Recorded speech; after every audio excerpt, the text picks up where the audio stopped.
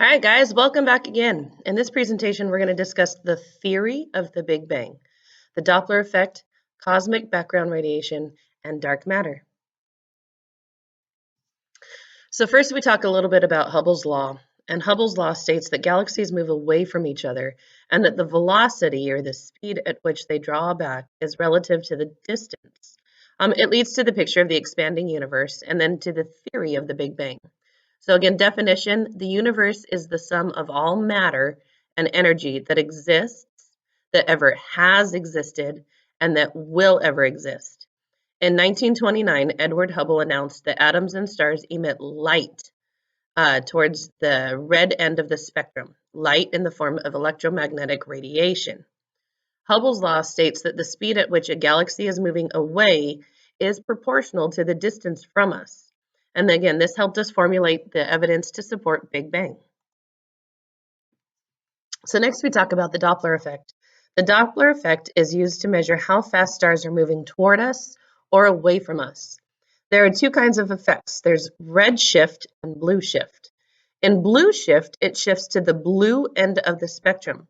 This means that there is a higher frequency of waves and that the object is moving towards you as the waves bunch up to get closer.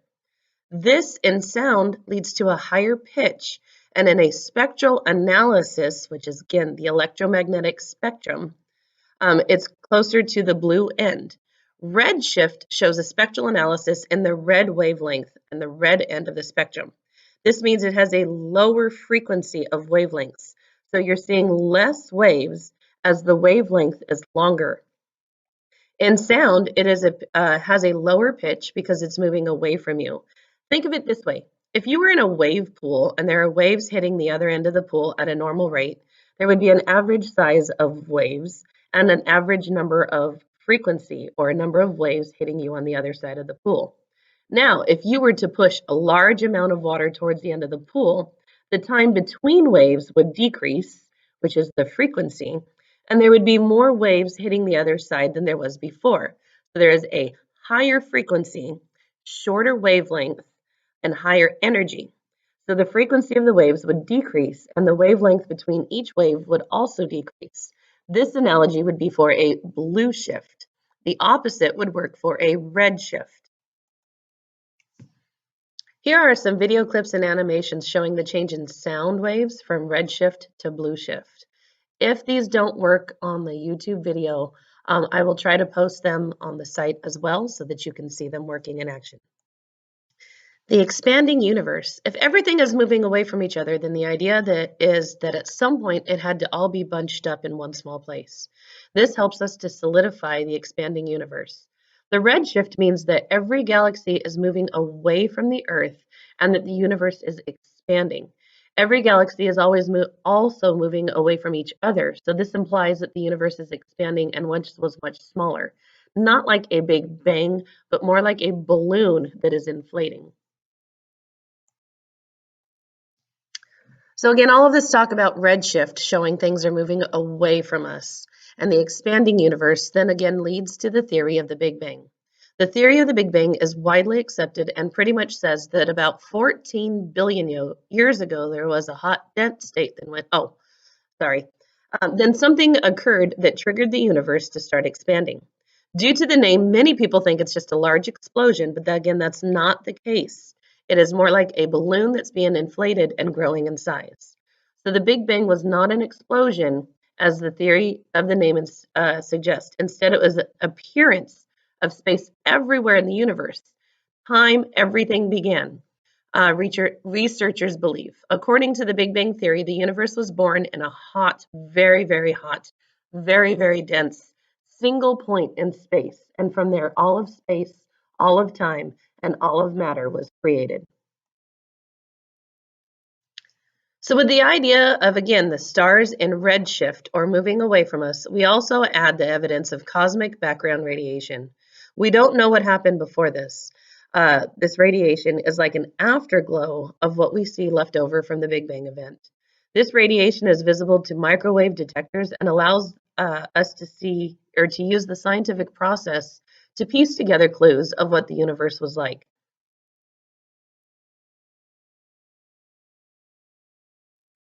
So when the universe was only a hundredth of a billionth of a trillionth of a second, it underwent this unbelievable expansion. We call it infiltration.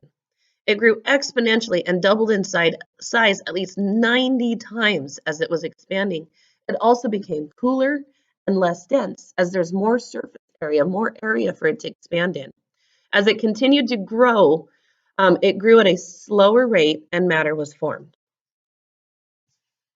After about 3 minutes of the universe, while it was still expanding, it cooled enough for subatomic particles like protons, neutrons, and electrons. Everything's crashing into each other, which then started to combine and it started to fuse and it made helium. The dense cloudy fog of these subatomic particles started to scatter the light.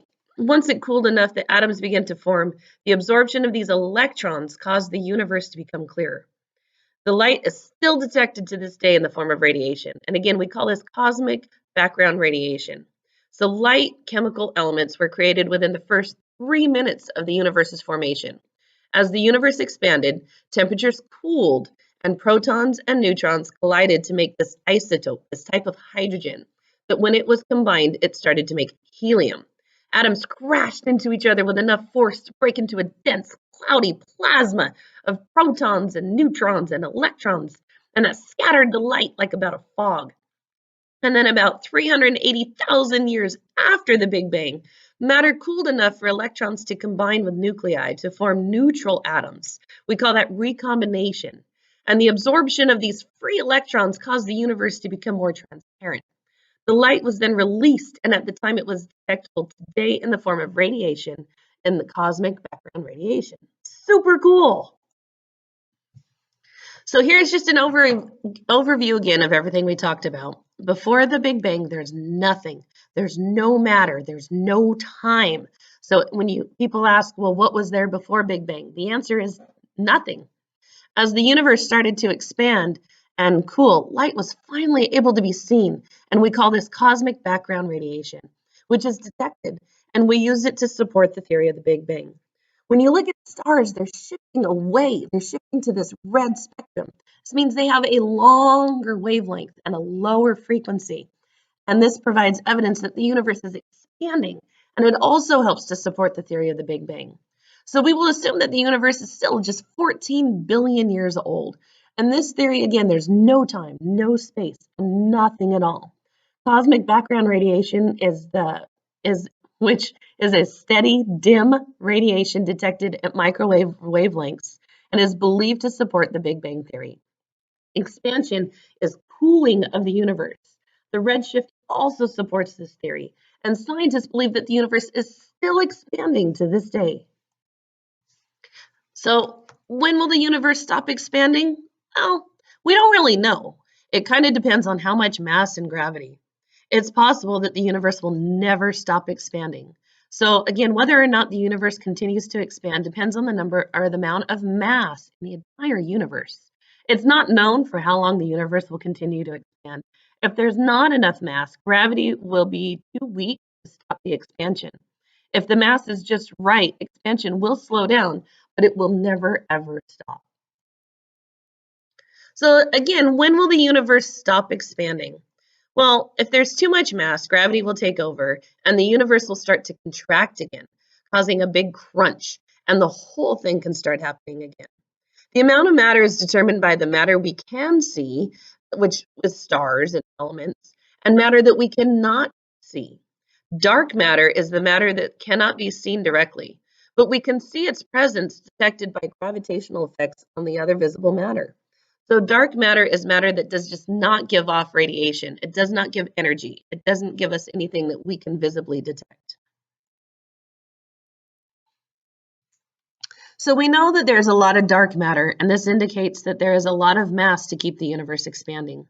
There's some evidence to support the idea that the universe is increasing at a faster rate and that galaxies are moving faster than we expected.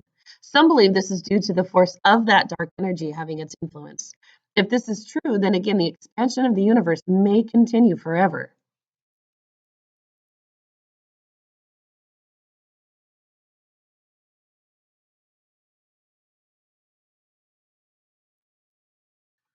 So again, just really summing everything up, there are three main explanations used as evidence to support the theory of the Big Bang.